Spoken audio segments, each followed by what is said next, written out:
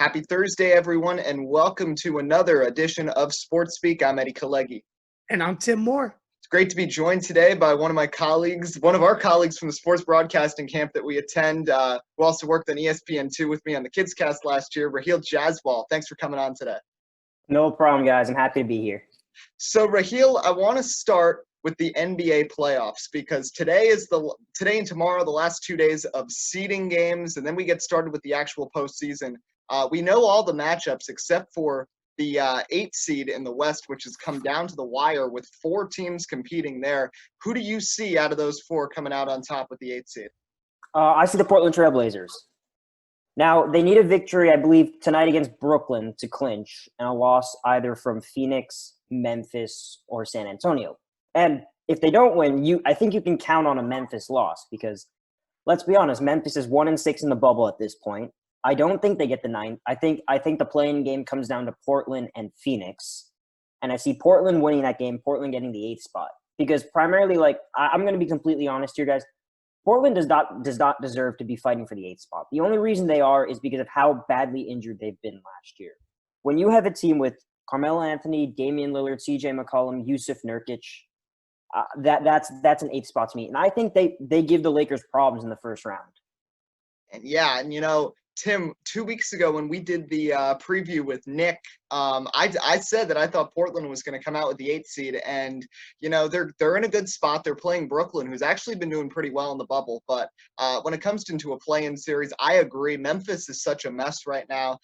The Spurs are so well coached, but the players themselves, I don't know how much faith they can really have. And they are playing Utah, which could be tough, but Phoenix has looked unstoppable too, and Devin Booker has been arguably one of the best players in the bubble since the restart. So I think it could come down to Portland and Phoenix, but Portland's experience could lead them to the 8th seed. Tim, are you in agreement on that? Yeah, that's where I'm going to have to agree. Obviously, we know especially when we talked about this a few weeks ago, Eddie, about how Carmelo Anthony started off for Portland and how big of a role player he's been on the floor. And Rahil also mentioned it. We're seeing a total different team because injuries plagued this team to start the season.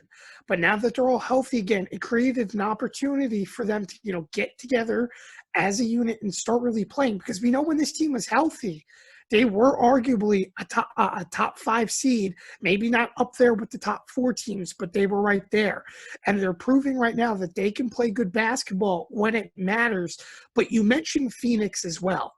Phoenix has really surprised me. Who would have expected, if I'm not mistaken, they started 6-0 in the bubble? 7-0 now. 7-0 now. Yeah, so that's I wouldn't have expected that from the Phoenix Suns. Not saying that they weren't going to win games. I expected them to win games. But to start undefeated in the bubble, that's pretty good. I'm in agreement, though, that this is going to be the play-in game between both of them. And I'm going to be really excited to watch that game because like how we've seen with the NHL over the past 2 days where, for example, you get a 5 overtime game. This feels like a game that could go to overtime and could be a lot of fun.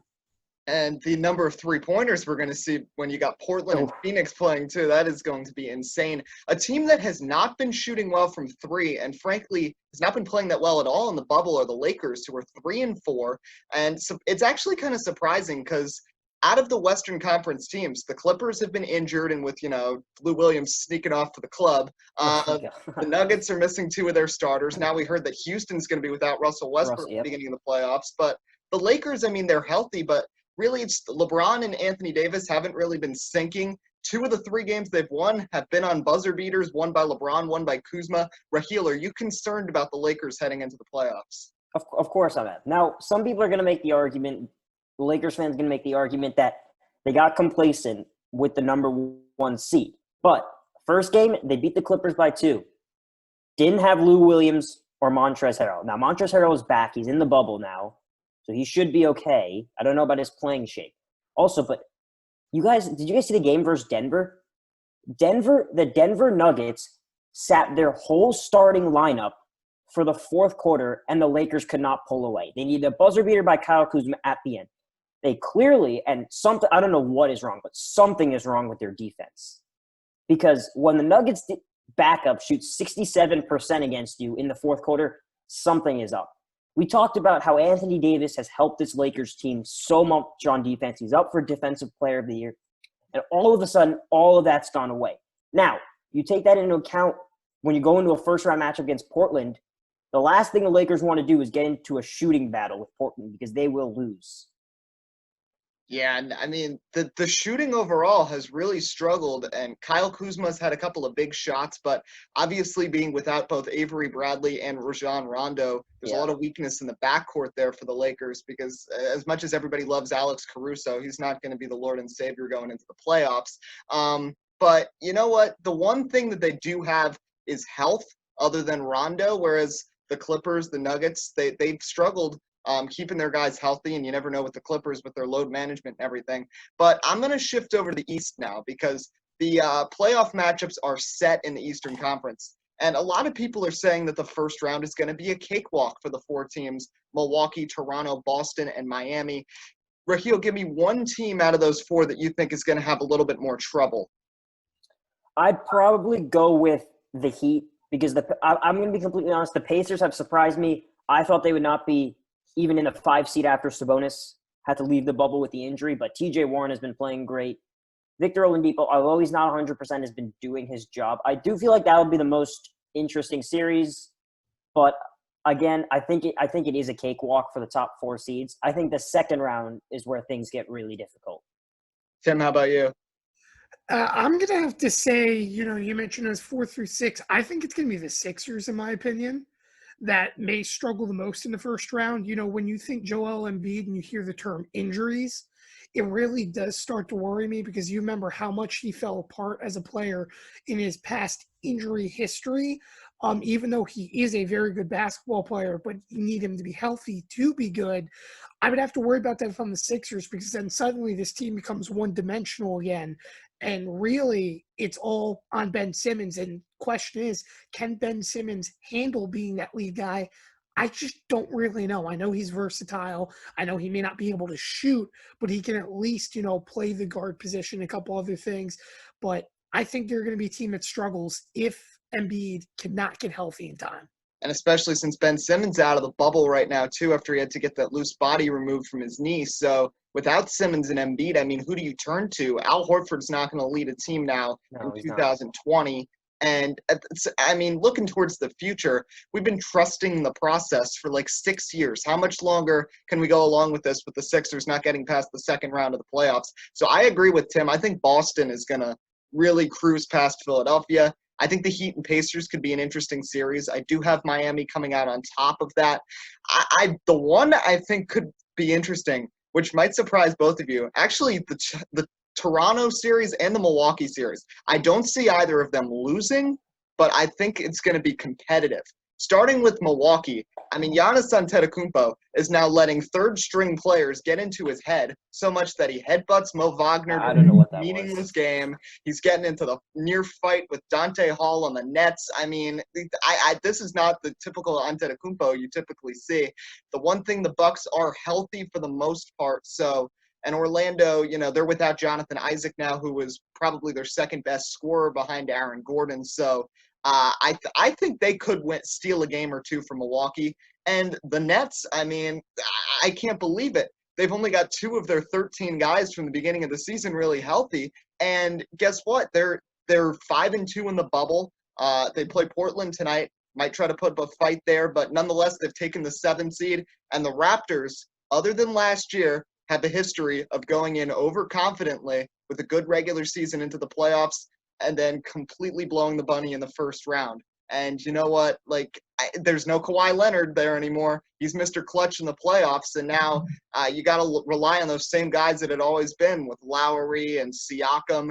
And the question is, how much can you trust them? I know now they have the experience of winning a championship, but I'm not going to lie. Brooklyn's looked pretty solid, and Karis LeVert has been one of the best players in the bubble too.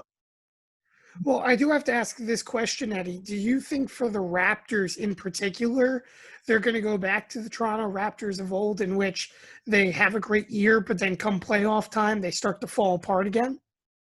I don't think it's going to be as drastic. I still think because they won a championship last year, they know how to win now. But I don't see them getting past the Bucks, and frankly, I think the Celtics or the Heat could give them major problems going into the second Yeah. round and beyond.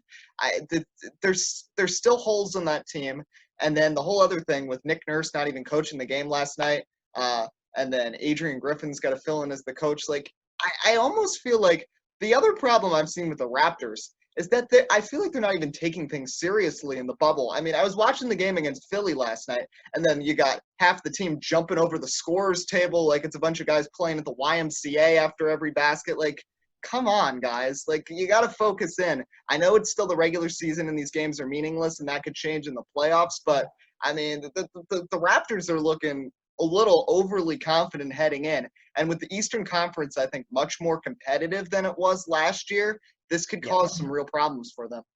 I don't see Toronto getting past Boston in the second round. I do see them, however, though, getting past Brooklyn because Pascal Siakam has really emerged as he's no longer underrated.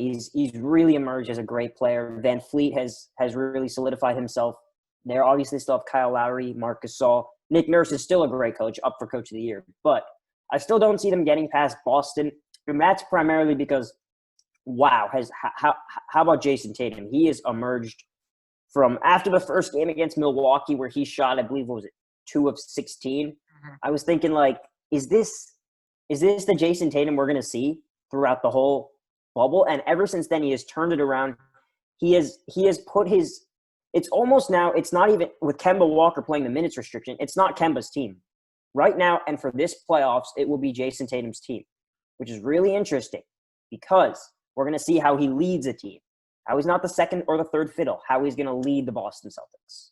And Tatum has been so underrated throughout his career, and people often overlook him. He was not a number 1 overall pick. He was, I think, 3rd or 4th, and that was one of the picks that the Celtics had gotten from that Nets trade, which, by the way, I know that's probably the stupidest trade the Nets have ever made, but the fact that the Celtics were able to get out from under the contracts of Garnett and Paul Pierce and secure draft picks that they got both Jaylen Brown and Tatum with.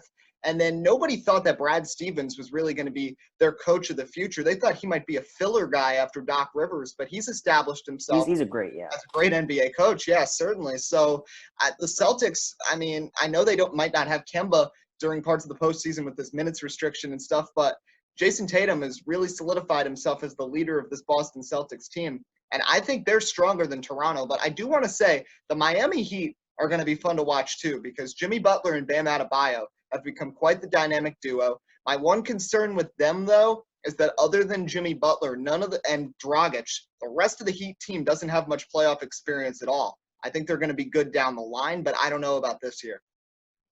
Well, yeah, and I'm going to have to agree on that. You know, you need that experience when it comes down to it in terms of winning a championship. And I know last year for Toronto, maybe a little bit of an exclamation point or an asterisk mark, as you would say. But overall, it's the teams that tend to win multiple championships or be competitive in the postseason have those experience, just like the Golden State Warriors. Even the Cleveland Cavaliers, given how much, toughness LeBron had to play with in terms of a roster, at least some of those players had postseason experience.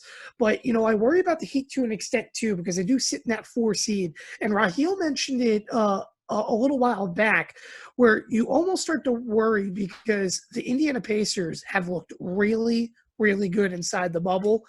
I feel like they still could be a threat of a first round exit, but if they play everything to plan, they could be flying into the second round. And to be fair, if they're the 4 seed, assuming 1 through 3 win, them against the Raptors, or I should say rather them against the Bucks, could be a positive thing because, I mean, let's be honest, when you look at it, Eddie, if there's any team to surprise the Bucks, I feel like it could be Miami because over the past 2 years in general, there's been no expectations in the Miami Heat. They've turned around and surprised many people time and time again. Now, obviously, I know this year they have Butler, as you mentioned, who is really one of the big faces of this team. But when you look at it, they're still not a favorite.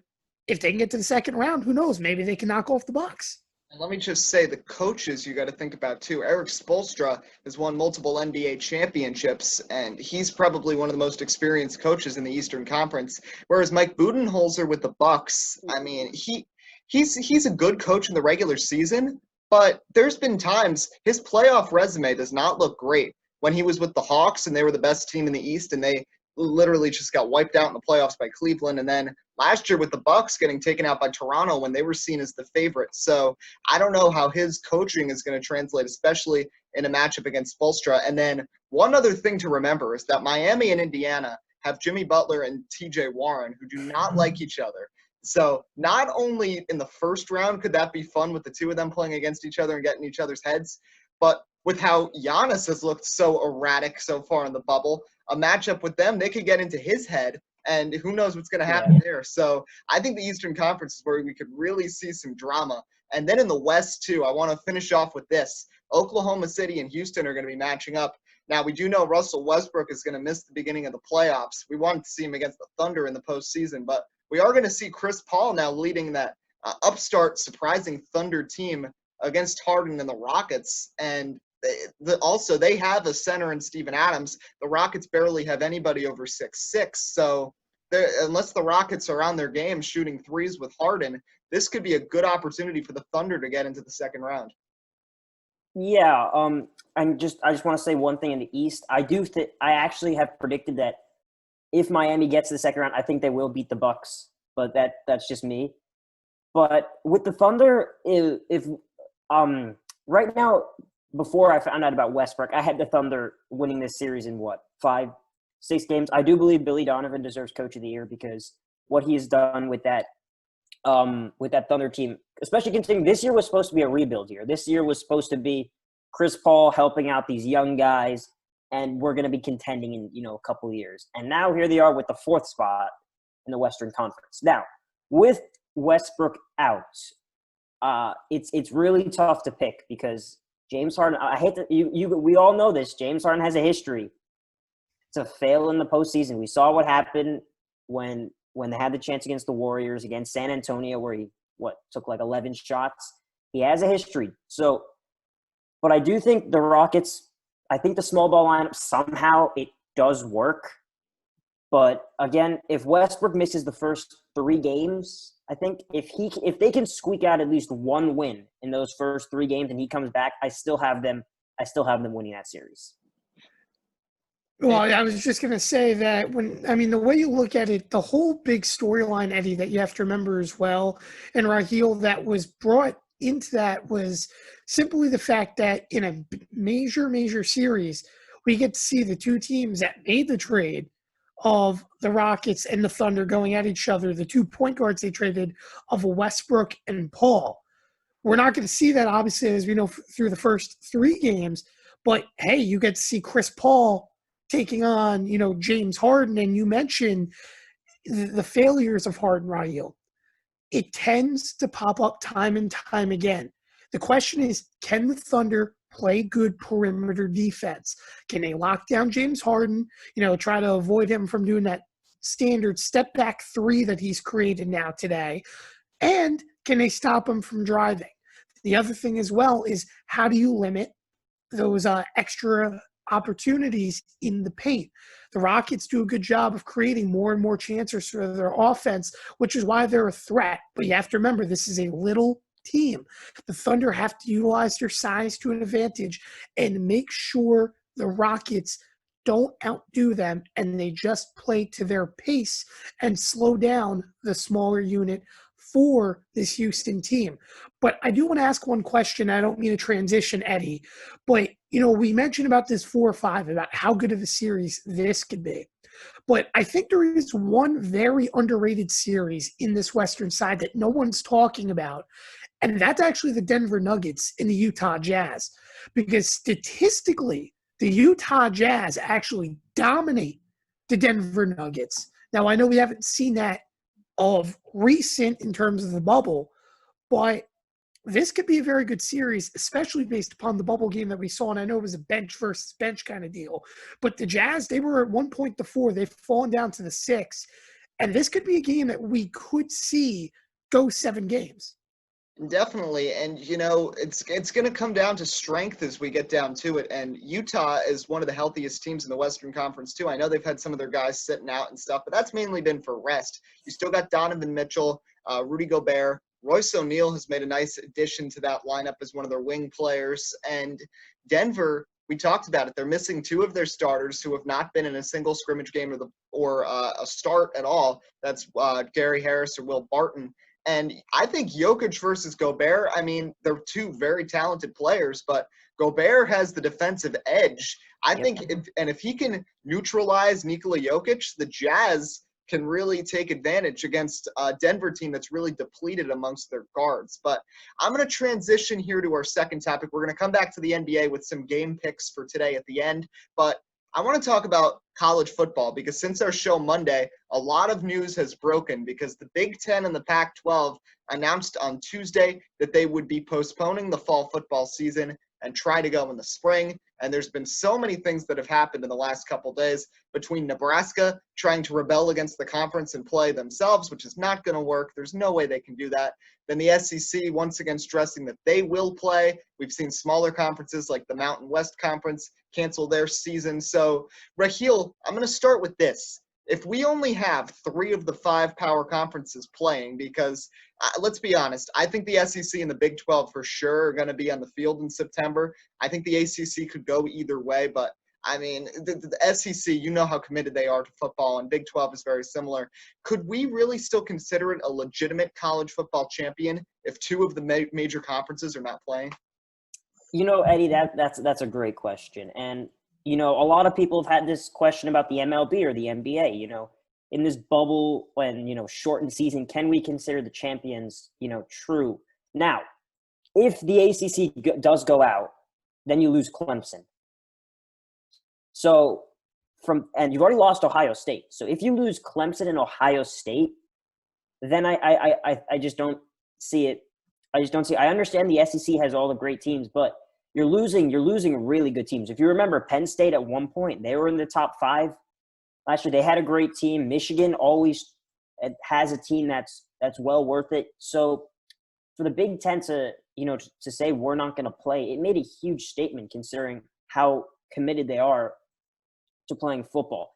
But I mean, it's almost like there almost has to be a question mark over this because also if you lose Clemson, they've made the national championship, I believe, 3 years in a row, is it? Something around there? Yeah, I think 3 years. 3 years in a row, you lose a great coach like Dabo Swinney. So I don't know. I just don't know how they're going to be able to shuffle the schedule because, again, if a player tests positive on a 53-man roster, well, not 53, but it's college, again, you know, football is a real contact sport. It's really easy for the virus to spread. You're thinking the whole team would have to quarantine. Then you already have to reshuffle already a messed up schedule. So I don't know how that's going to work. So it's going to be really interesting to see what happens. Yeah, and you know, talking about the quarantine, I talked about this with Tim on Monday. I live just 10 minutes away from Rutgers, where a couple weeks ago, during just the initial workouts, there was not even really contact drills going on yet. But 4 of the players tested positive, and they had to quarantine the whole team, players, personnel, the whole thing. So it's just the question is, can that persist? And we've seen already some of these major college programs, LSU, Clemson, Oklahoma, 3 of arguably the 5 best teams in the country that have been faced with major numbers of positive tests already without really getting into contact drills yet. So the feasibility of just making this work is difficult.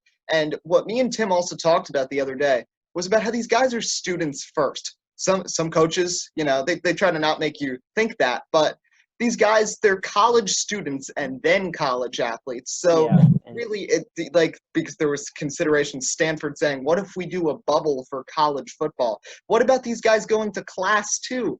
And the last thing I have to say, and I mean, I think we can all agree on this. If your school is not doing any in-person instruction, I don't know how you can have sports. It doesn't make sense. And Tim, before you speak, I just want to say one thing.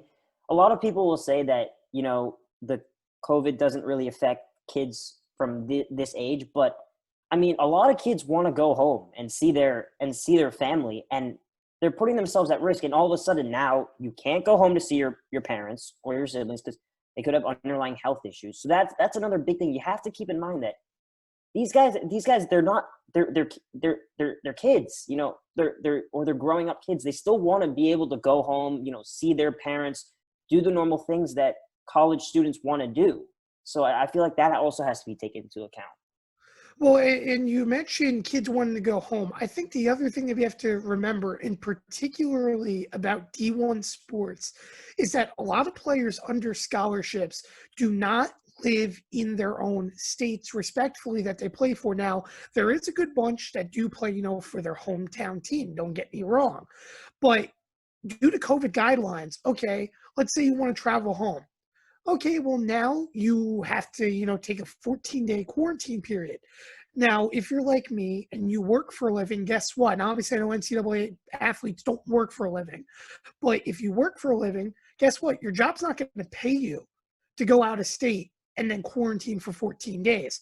The same thing's going to work if you're a student in regards to that if you're going to go travel, school doesn't just stop because you travel for 14 days. You know what I mean? So I seem to find this an issue. Now, you also mentioned another thing about COVID, Rahil. COVID doesn't stop. And I think a big thing about the Big Ten in particular, the reason why the Big Ten dropped out, and I'm very astonished that the SEC hasn't dropped out yet, is because of what we're finding out with athletes right now and how it creates heart issues. You can be asymptomatic and you can still have heart issues from COVID-19. And I don't care if we're seeing this majority right now in baseball. Don't get me wrong. But baseball is a less physical sport. We can all agree on this compared to football, where A, you're close intact with your opponents, but also B, it's always running. Just like basketball, it's a big issue. And I'm glad not a lot of NBA players or anyone in the bubble has caught COVID because it's a massive issue. If this happens, and this is why I'm worried about the NFL season, you're going to kill people. You're literally going to kill people. Why? Because you want to make a couple millions of dollars? And guess what? You lose those money in lawsuits anyways. For me, it is a terrible decision this year still for the NCAA to go on. They need to step up, tell the teams, that's it. You want to try this spring? Hey, go for it. I know it's going to cost schools a lot more money, but not even the spring is safe at this point. They need to pick people first in their health over what's going to make money. And this is what bothers me. And I mentioned a statement last show about Nick Saban as an example of why the SEC will continue.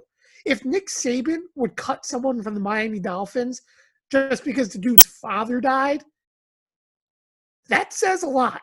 To me personally, that says a lot because those are, and I know Nick Saban's his old, whatever, but it's the fact that they'll play through anything. And a lot of teams in the SEC have that mentality. And it's on the conference to step up and take initiative. And to me, they're not doing that. I've read reports, I've read things. They're just not doing that. They're leaning on players. And if in 2 weeks they do turn around and cancel the season, you're going to irritate a lot of players that wanted to play football, but you let them on training all year long just for disappointment. And that's also not right. Yeah, totally. And you mentioned the Big Ten, and I still think that part of the reason that they eventually made this, drastic change, because remember a week before this announcement, they came out with a full-on schedule and everything. They were planning on playing, whereas the Pac-12 was hesitant to even release anything. The Big Ten was adamant, we're going to play, here's the schedule. But I think they received some guidance, and think about it, the Big Ten colleges themselves, compared to some of the other Power 5 schools, a lot of them are big science universities. You've got a lot of medical experts that work out of schools like Michigan State and Maryland. And think about Maryland University. I mentioned this last show just 2 years ago when the offensive lineman, I forgot his name, but was worked over strenuously on the field and ended up dying on the field during practice. And then that ended up leading to the demise of their coach. Like, the Big Ten does not want that kind of issue again. And what I wonder, because the Big Ten, the thing was that a lot of these coaches, like Jim Harbaugh, they wanted to play, but it was the presidents of the schools that were the ones that were hesitant and didn't want to have the action go on. And I wonder now what's going to happen with these other colleges in the SEC if the team presidents – the college presidents step up, or the athletic directors, and they kind of overrule the coaches here and do a similar fashion to the Big Ten. I would not rule that out, but I do think the SEC coaches have a little more power than in the Big Ten. But time's starting to run low on the meeting, and I want to get into some game picks in the NBA. We got a big slate today, and we're recording this at 2:30, so as when this premieres at 6 o'clock, some of these games will already be in action. But just going to do some quick picks of 5 of the later games today. I'm going to start Bucks Grizzlies. Bucks without Giannis Antetokounmpo due to the one-game suspension for the headbutting incident, which I still don't understand. Grizzlies have been a mess, still trying to somehow get into the play-in. Rahil, who's winning this one? I'm leaning towards Milwaukee still. Just because you say Memphis has been a mess, they don't have Josh Jackson anymore. I understand that they're trying to play for something, but I mean, a lot of those Bucks off the bench have looked pretty solid as well. So I think Milwaukee does win. Tim? I think on the opposite end, I think Memphis steals a win away. You have to assume that Milwaukee, if they play any of their starters, obviously no Giannis is on a one-game suspension, but if they play any of their starters, it'll be no more than 10 minutes. I think it's going to be a bench game, and I think it's going to be starters versus bench, and which I really do think Memphis' starters are a lot stronger than Milwaukee's bench. It's going to be a close game, but not by much, but I think Memphis wins this one. Yeah, I think Ja Morant's going to be really motivated to end the losing streak. I don't think Memphis is getting into the play-in game, but I still think they're coming out victorious. I'm going Grizzlies today. Second game, Mavs Suns. Phoenix has been unstoppable since entering the bubble. Devin Booker has been incredible. Dallas has looked not too shabby either, and their bench has been good, even if they rest Doncic and Porzingis heading into the playoffs. Rahil, who's winning this one? Phoenix. You can't pick against them. They're 7-0 in the bubble. Dallas does not play defense. Devin Booker's probably going to have a huge game, probably 45-plus points. So I'll go Phoenix for this one.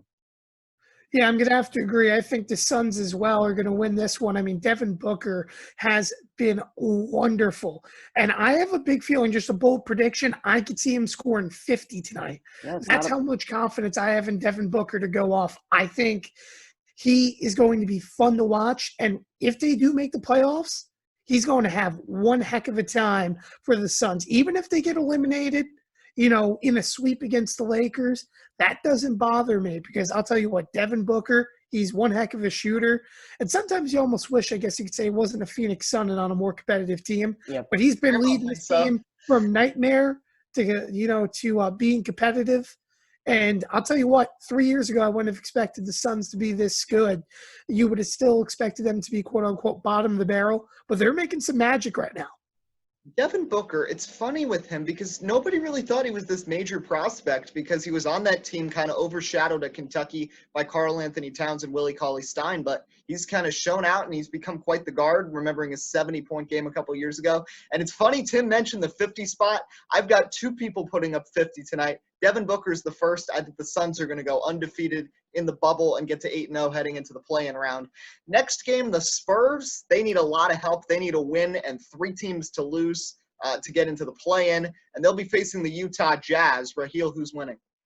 I'll take San Antonio. Greg Popovich, no matter what, is going to have his players motivated to come out and win. They've been out on a mission to prove everyone this year, especially considering they don't have LaMarcus Aldridge. So getting even remotely close to a play-in game without Aldridge is great. I think Utah will probably rest Donovan Mitchell and Rudy Gobert. So for that reason, I'll take San Antonio. Tim?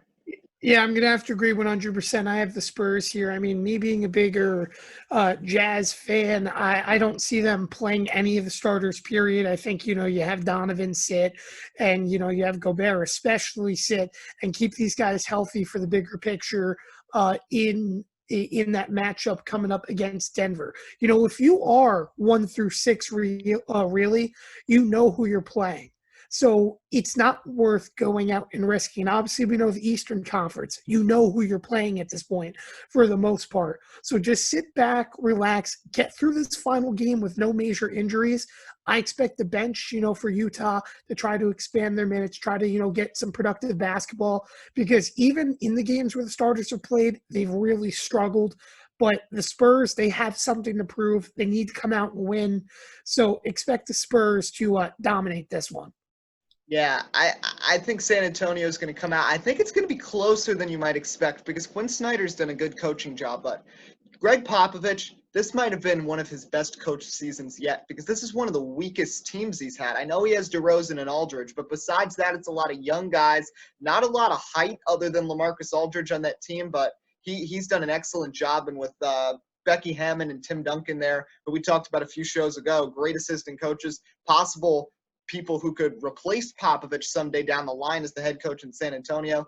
I think they're going to do well, but they're not going to be able to get in because they're not going to have the help, because Phoenix is going to win. And we're going to get into the last game, who I also think is going to win. I think it's going to be a close one, though. The nightcap tonight, the Brooklyn Nets and the Portland Trailblazers, both 5-2 in the bubble. Who's coming out on top, Rahil? I've got Portland. I think Damian Lillard's probably going to drop 50 again.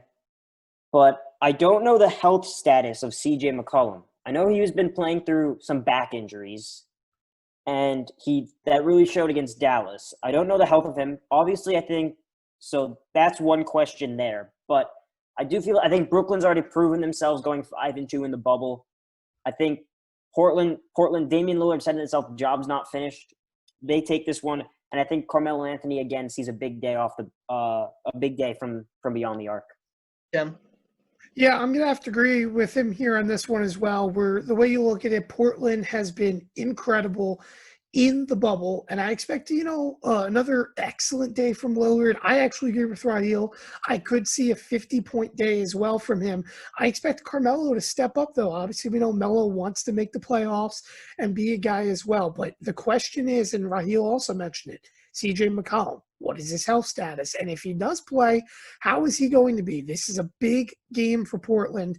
And the Nets, they don't really have anything to lose playing this game or gain, really. So for Portland, this is huge. Go out, dominate the floor, and ultimately win a game that matters and make it into that play-in game. And it's funny with the Nets, because the games where they've had nothing to lose, like against Milwaukee, all of a sudden they come out there and win. And when they're resting Harris and LeVert and Allen, I think Portland's going to win. I'm going to say something that might surprise you. Damian Lillard is going to join Wilt Chamberlain, Kobe Bryant, and James Harden as the only players in NBA history with back-to-back 60-point games. I think he's going to be huge. I don't know about McCollum. And the Nets have a really good small forward duo with LeVert and Luwawu Cabarrot that might be able to neutralize Carmelo a bit. So I think it's really going to be Lillard and Nurkic taking over. It's going to be a close one, but I've got Portland pulling it out and Portland and Phoenix matching up in the play-in round. Rahil, it's been great having you today on Sports Speak. Hope you can join us again. I'd love to. Yeah, but thanks again for being here.